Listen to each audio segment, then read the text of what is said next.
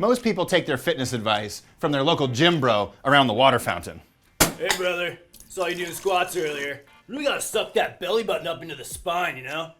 Yeah, thanks. Don't listen to him. Here's 3 things that nobody ever teaches you at the gym. The man, you want to see me do 100 push-ups? Number 1, when people do squats, lunges, etc., I often see their knees cave in like this. And guess what? The knee is a hinge joint. It's supposed to hinge forward and backward like this. It's not supposed to rotate and grind and go side to side like this. So if you're doing that wrong, every single time you do a squat, every single time you do a lunge, then guess what? You're grinding your knees down. And so the rule is, make sure your knees go the same direction as your toes. When you look down at your thigh, is your knee going the same direction as your toes the entire time you're doing that squat? Is your knee going the same direction as your toes the entire time you're doing that lunge or whatever lower body movement you're doing? When you do this, you protect your knees, you strengthen your knees, and your body will feel a whole lot better. Number 2, ooh, my wrist is hurting in the push-up. The reality is, when we do push-ups, especially when we do them with good form, we require a lot of wrist flexibility, meaning that our wrist has to be at a 90-degree angle from our wrist down to our hand like this. Okay? For a lot of people, that's too much pressure on the tendons and ligaments. You don't have enough flexibility for that.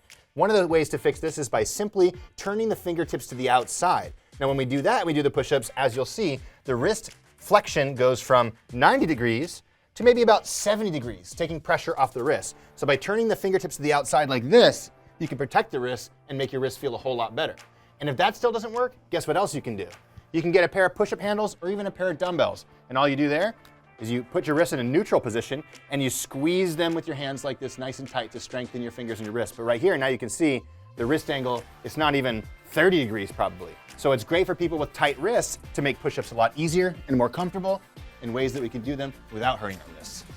Number 3 is that you need to learn how to properly brace your core. I don't know if you remember earlier, but Chad at the water fountain told me to suck my belly button in or draw my belly button towards the spine. Now, this is advice that so many people give at the gym because a long time ago they found out that this gives your transverse abdominis, one of your deep core muscles, the highest amount of activation. But the reality is, this doesn't actually help support and stabilize the spine when you're doing all sorts of movements or you're picking up weights. Instead, we want to brace our core. So what's that look like? That looks like coughing and holding the tension of your core, and that activates all the muscles around the core, which stabilizes the spine and protects your midsection at the same time. An easy way to think about this is, if I were to punch you in the stomach, would you want to draw your belly button in towards your spine?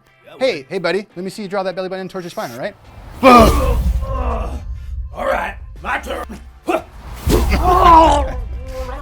As you can see, a braced core is a strong core. So at the gym, or anytime you're moving your body, make sure you brace your core, not by drawing in your spine, but by coughing and holding that tension.